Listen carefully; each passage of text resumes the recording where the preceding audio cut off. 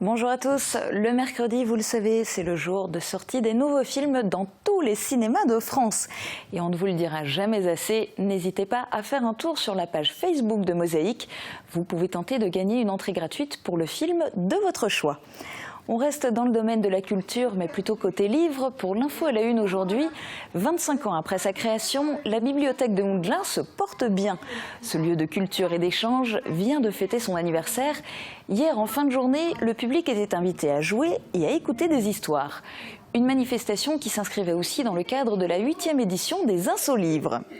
On en reparle dans le JT. En attendant, voici le sommaire complet de l'émission. Avec l'aglo, plus belle la vie.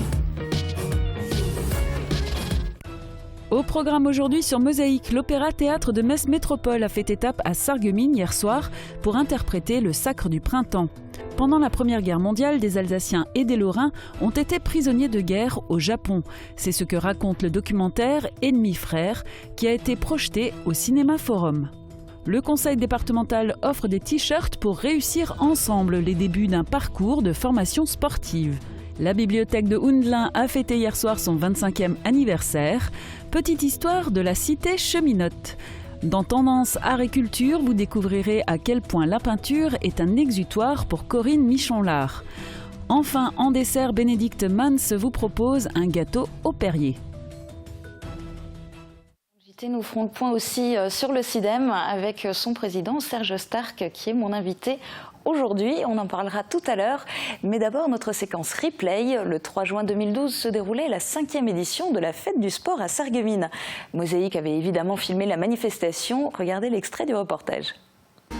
Le saviez-vous? Le cloud est gratuit pour l'éducation, en prime avec le leader mondial du logiciel, Microsoft. Pour les pros, la solution c'est le cloud ID Réseau. L'esplanade du Casino a fait le plein pour cette 5e édition de la Fête du Sport.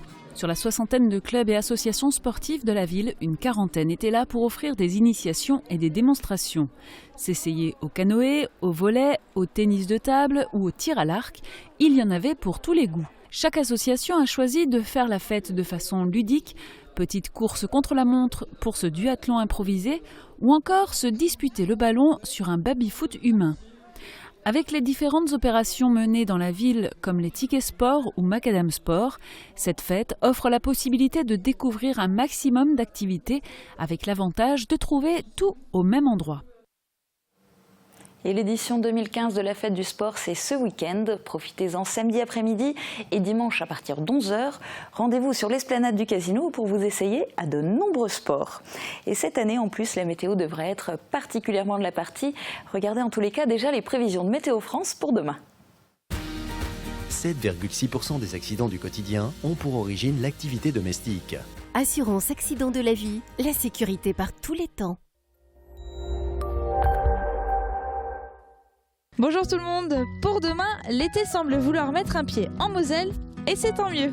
Le soleil s'exprimera pleinement du matin jusqu'au soir dans un ciel quasiment sans nuages. Les températures se réchauffent mais restent supportables.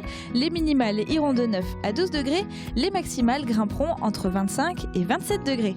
Demain jeudi 4 juin, nous fêtons les Clotildes. Le soleil nous accompagnera de 5h29 à 21h25. Et tout de suite, nous retrouvons nos paroles d'enfants sur le thème de la sécurité routière, côté piéton. Très bonne journée à tous, à demain.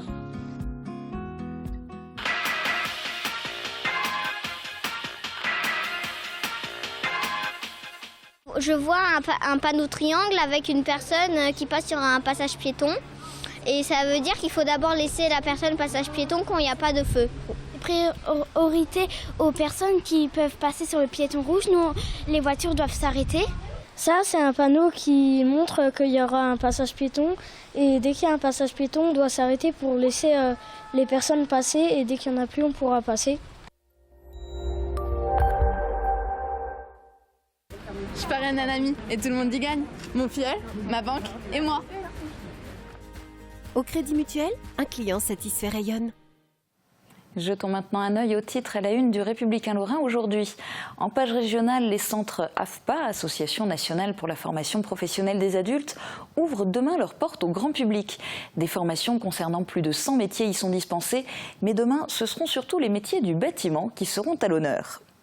L'édition de Sarreguemines consacre sa une aux grandes surfaces qui s'organisent pour ne plus jeter les invendus afin de se mettre en conformité avec la loi. L'édition fort-bachoise du RL dévoile l'aspect du futur centre commercial Best. Les travaux débuteront en septembre à Faribersviller. L'ouverture est prévue pour le 3e trimestre 2017. Au total, 50 000 m² de shopping et de loisirs sont prévus sur ce site. Place à l'actu du secteur en images. Voici le JT de Mosaïque.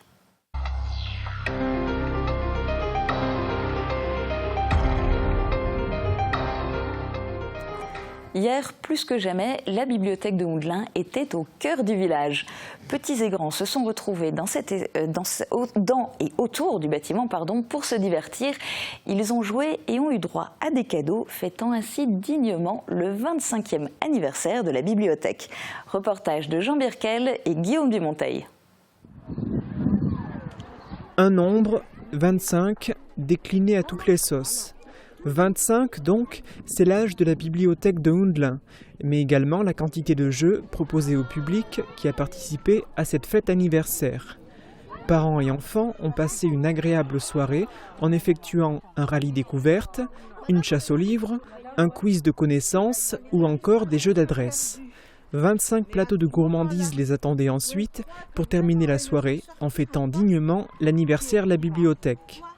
De quoi satisfaire les 13 bénévoles qui font vivre ce lieu quasiment tous les jours. Ça représente toujours quelque chose d'important pour le village puisqu'on anime le village, qu'on apporte un petit peu un côté différent des clubs sportifs. Nous, c'est je dirais pas de l'intellectuel, mais enfin, on amène la lecture et les jeux à l'intérieur des familles. L'aventure de la bibliothèque a commencé il y a plus de 20 ans par un projet du conseil municipal. Une équipe constituée par un groupe d'amis a ensuite donné vie à ce lieu d'échange et de culture. De nombreux fondateurs sont encore investis aujourd'hui et ils ont vu leur rang renforcé par d'autres bénévoles. De plus, la bibliothèque fait désormais partie du réseau de la communauté d'Aglo. On bénéficie maintenant du soutien technique de la médiathèque. La preuve, c'est qu'on a par exemple des kamishibai qui nous ont été prêtés par la médiathèque. On a fait des stages pour découvrir de nouvelles façons d'amener la lecture au niveau des enfants. Si, ça nous a apporté énormément de choses. De plus, l'informatisation, puisque maintenant notre travail est facilité par les codes barres sur les livres, la saisie informatique. Un quart de siècle après sa création, la volonté des bénévoles est toujours intacte. Alors maintenant, les 25 prochaines années, vous allez où ? Les 25 prochaines années, on continue sur notre lancée et on va faire encore mieux probablement. C'est tout le bien qu'on peut leur souhaiter. On va passer le dernier. Donc c'est noté, encore 25 ans au moins à la bibliothèque. Des t-shirts pour une première licence, le conseil départemental veut marquer le coup. Voilà 4 ans qu'il distribue des t-shirts aux jeunes licenciés qui débutent un parcours de formation sportive. Ce t-shirt aux couleurs de l'espoir porte la mention « Réussir ensemble ». En 3 ans, près de 36 000 t-shirts ont été distribués à quelques 600 clubs du département. Les clubs du pays de Sarreguemines comptent parmi ceux-là. Certains étaient invités cette semaine pour la remise de l'habit. Cela s'est déroulé au W de Woustviller. Il n'y a pas de saison pour danser, mais quand vient le printemps, une certaine œuvre de Stravinsky s'impose naturellement. Hier soir, la scène de l'hôtel de ville de Sarreguemines recevait l'Opéra-Théâtre de Metz Métropole à l'occasion du Sacre du Printemps. Ambiance.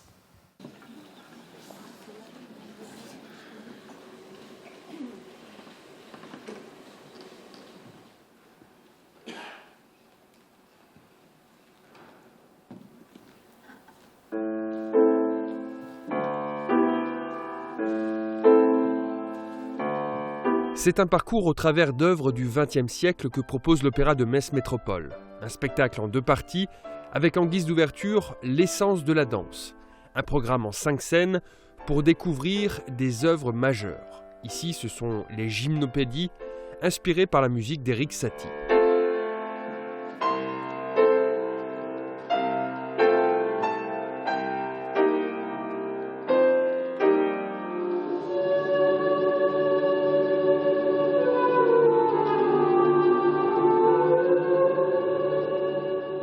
Danse contemporaine et danse classique s'enchaînent sur cette scène de l'Hôtel de Ville, offrant une vue du ballet de Scheherazade, pour terminer par le Sacre du Printemps.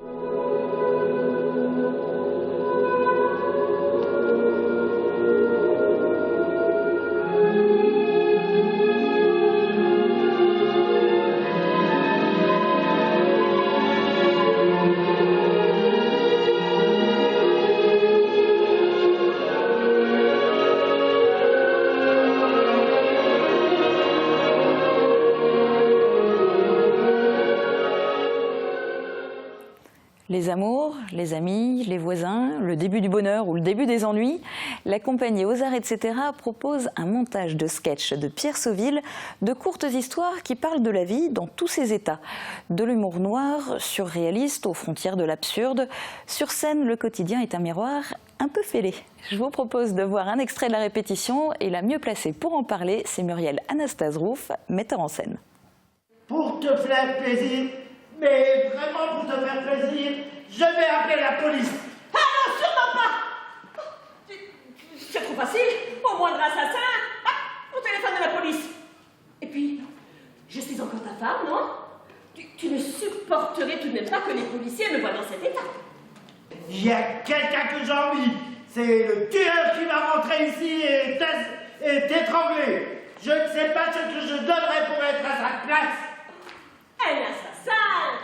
Si au moins tu étais un assassin, rien qu'un petit tueur, j'éprouverais enfin un frisson avec toi.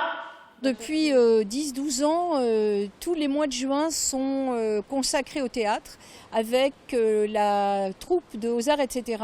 Et nous allons présenter vendredi soir un très chouette spectacle drôle, crissant, bruissant, autour de la vie, des amis, des amours et de tout ce qui va mal, concentré sur à peu près 1h15 de texte avec l'infini bonheur de retrouver nos spectateurs.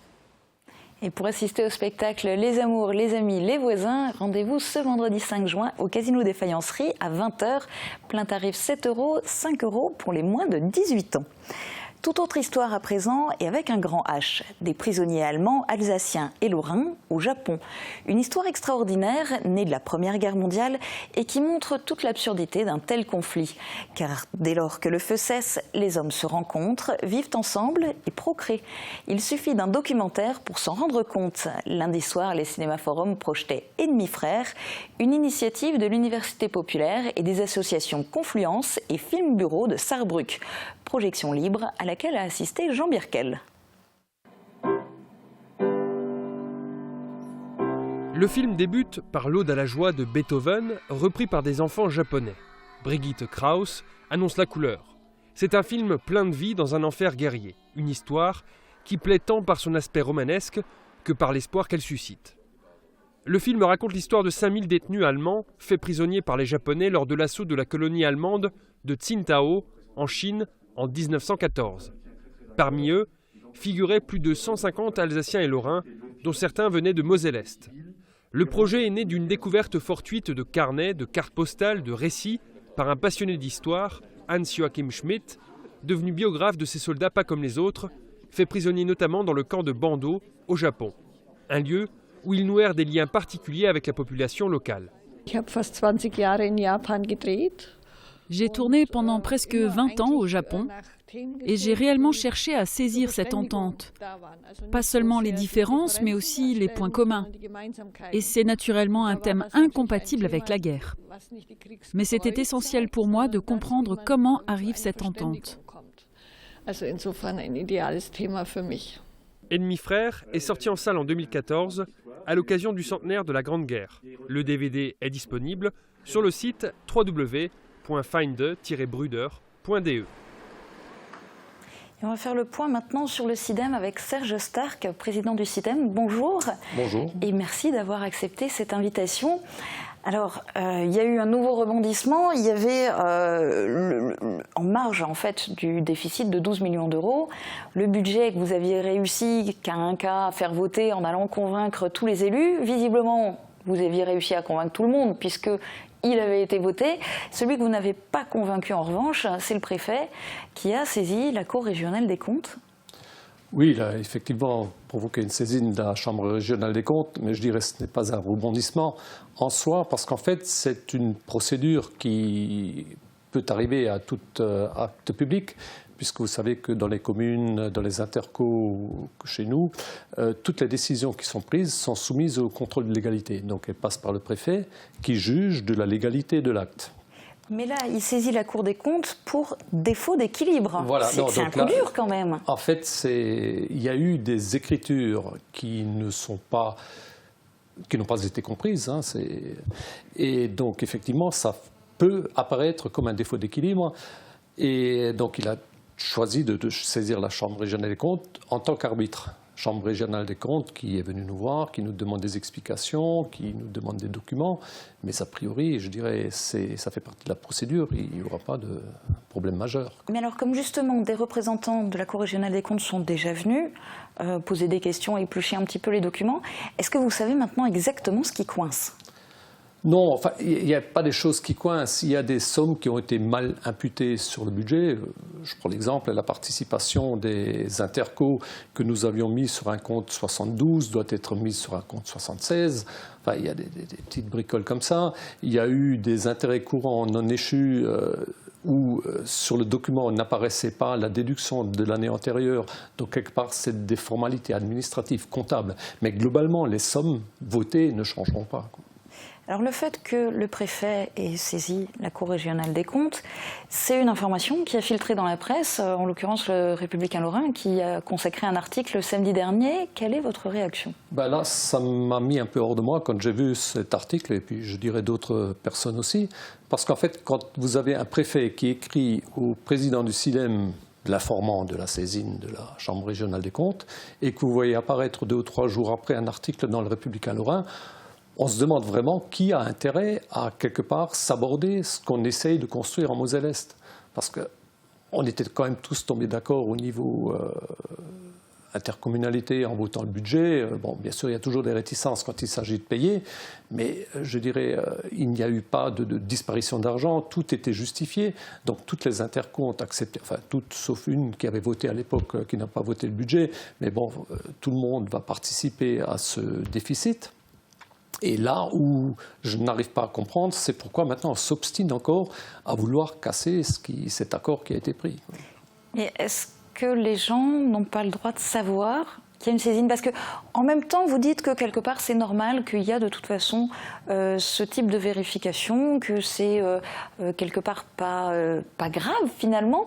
Donc pourquoi les gens ne devraient pas savoir ? Pourquoi vous reprochez que ça ait filtré dans la presse ? Non, le reproche, ce n'est pas que ça ait filtré dans la presse, si, bien sûr, mais c'est surtout la manière dont c'est apparu.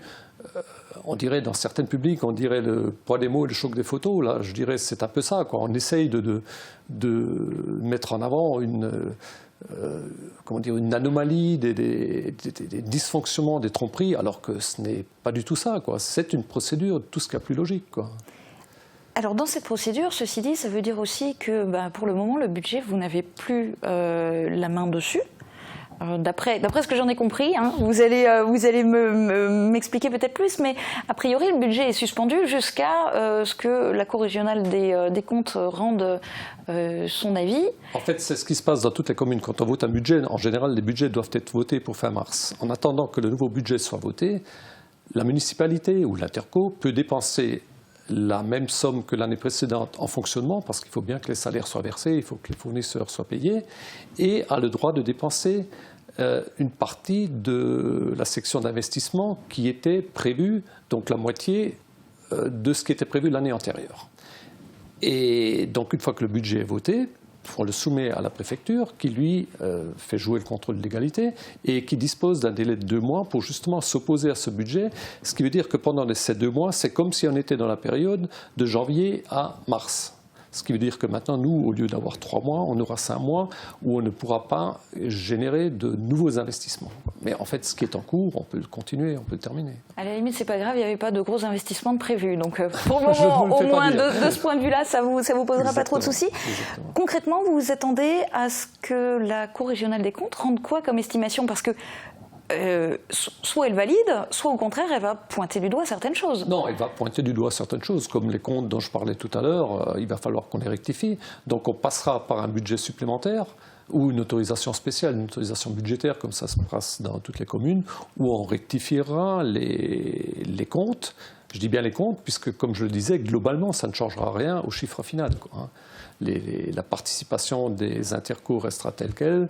Voilà, après, on imputera les recettes sur le compte adéquat. Mais vous nous garantissez qu'il ne va pas y avoir tout d'un coup une grosse surprise, un énorme quelque chose qui va sortir de cette histoire. Ou alors, je n'ai rien compris jusqu'à maintenant, mais ça ne devrait pas, effectivement, parce que bon, après, là où le préfet demande une explication aussi, c'est sur la manière, enfin, la façon que nous avons mis en place pour récupérer justement des intercos cette somme, de manière à ce qu'elle puisse l'affecter en investissement, comme elle le désirait toute, pour étaler la demande sur plusieurs années. Mais bon, ça on a justifié, donc ça ne devrait pas poser de problème non plus, quoi. D'accord. Vous aurez quand l'avis de la Cour régionale des comptes? Ça se termine quand, ce nouvel épisode? Ça se termine le 18 juin, puisque notre budget a été déposé le 17 avril, et le préfet a 2 mois pour contrer. Donc ce délai se termine le 18 juin. Je sais que l'inspecteur qui est venu nous voir a jusqu'au 12 juin pour rendre, lui, son rapport au préfet, et le préfet a jusqu'au 18 juin pour nous faire part des observations. Donc ensuite... Et ensuite, Assemblée générale pour valider les modifications. De toute façon, on avait prévu une séance plénière au mois de juin, puisqu'il y en a une par trimestre. Donc on profitera de cette séance plénière pour mettre le budget, je dirais, en accord avec les demandes de la Chambre régionale des comptes. Et après, vous êtes sûr que tout sera réglé? Vous pourrez enfin souffler? Je pensais que c'était déjà le cas, mais on voit que de rebondissement en rebondissement, à un moment donné, on commence à se poser des questions, quoi. Non, mais théoriquement, c'est vrai qu'il ne devrait pas y avoir de problème, quoi. D'accord. Bon, en tous les cas, on sera forcément amené d'en reparler et de voir comment ça se passe du côté du SIDEM. Quelque part, je dirais, en attendant, on perd quand même de l'énergie à justifier et toujours revenir sur la même chose, alors que ça devrait être acquis pour tout le monde. Et puis du coup, vous venez même vous justifier à la télévision. Merci beaucoup d'avoir été mon invité sur Mosaïque. Je vous en prie. Aujourd'hui, je vous retrouve juste après la pub pour la petite histoire du jour, tendance agriculture et le dessert de la semaine.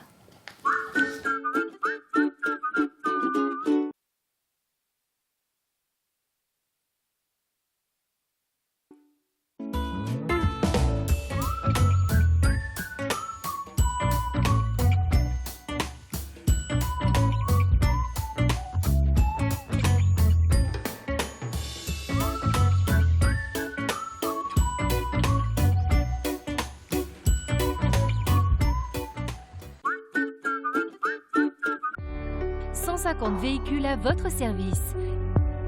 AVS. Notre métier, vous accompagner.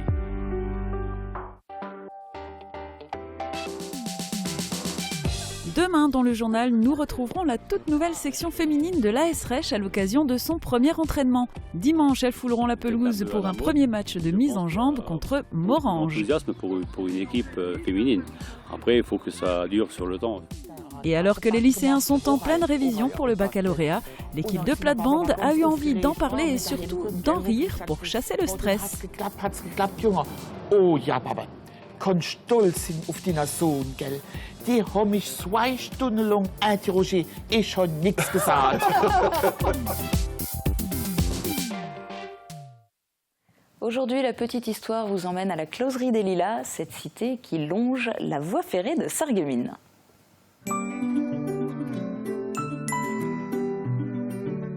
FBS, du bon temps par tous les temps.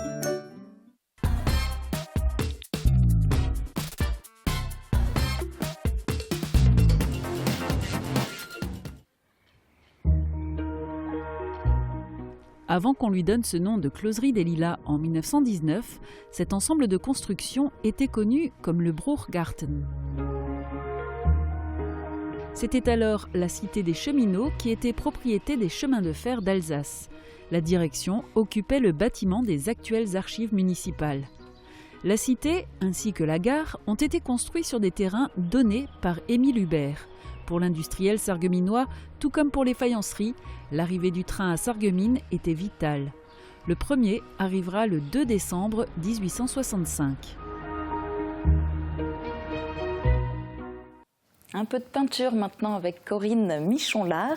Cette artiste peintre est une amatrice de grandes toiles pour s'exprimer. Elle qui fréquente l'atelier de Stéphane Bayou et anime elle-même des cours pour l'Amicale des enseignants, peint pour transmettre ses émotions dans des tableaux au bord de l'abstraction. Thomas Drouin l'a rencontré. Avec Virch Menuiserie, votre maison devient tendance.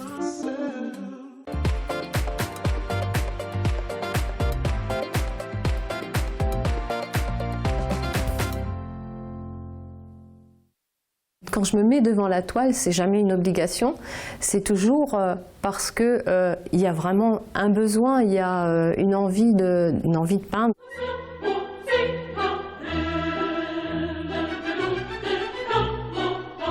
J'éprouve ce besoin de restituer à ma manière la façon dont j'ai pu découvrir telle ou telle ville, dont j'ai pu ressentir tel ou tel événement. C'est une manière de dire, de parler, de communiquer. C'est une manière aussi de s'isoler, de se concentrer uniquement sur soi-même, sur ce qu'on ressent à l'intérieur, en oubliant tout ce qui se passe autour. C'est comme un refuge en quelque sorte. Je ne veux pas faire un tableau pour reproduire quelque chose parce que pour ça j'ai un excellent appareil photo. Je me suis assez rapidement rendu compte, notamment depuis que je suis chez Stéphane Bayou, que j'avais des facilités à faire de l'abstraction. Par contre, je ne veux pas qu'on me considère que comme une peintre abstraite. Donc je vais laisser apparaître volontairement une partie du paysage, une partie du personnage, sans chercher à le détailler. Je vais l'évoquer simplement et en fait c'est l'imagination de celui qui regarde le tableau qui va composer et qui va comprendre, qui va interpréter. Il y a des choses qui sont suggérées et d'autres qui sont plus évidentes pour guider en fait le spectateur. Mais le guider dans une direction, mais pas forcément tout lui révéler. Même si ça ne représente pas forcément quelque chose, un tableau a toujours quelque chose à dire.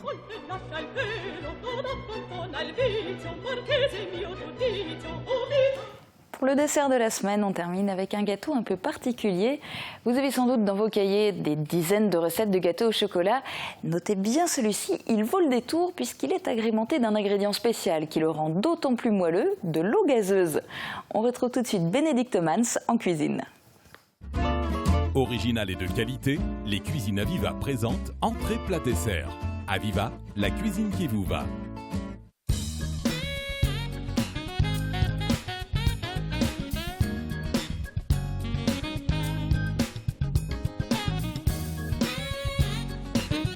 Bonjour, je vous propose aujourd'hui en dessert un gâteau au Perrier.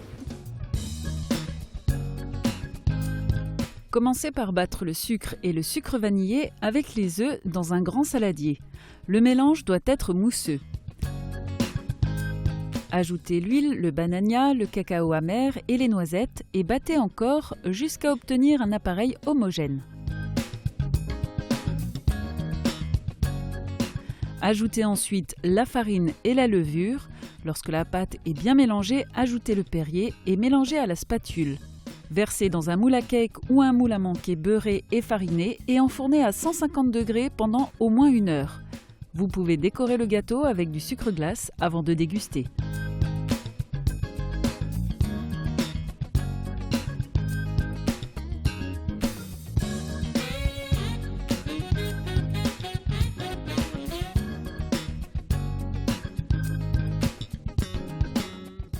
Donc c'est une recette de ma maman. Elle le fait souvent, donc je vais l'essayer pour vous pour la première fois. J'espère que ça va vous plaire. Bon appétit!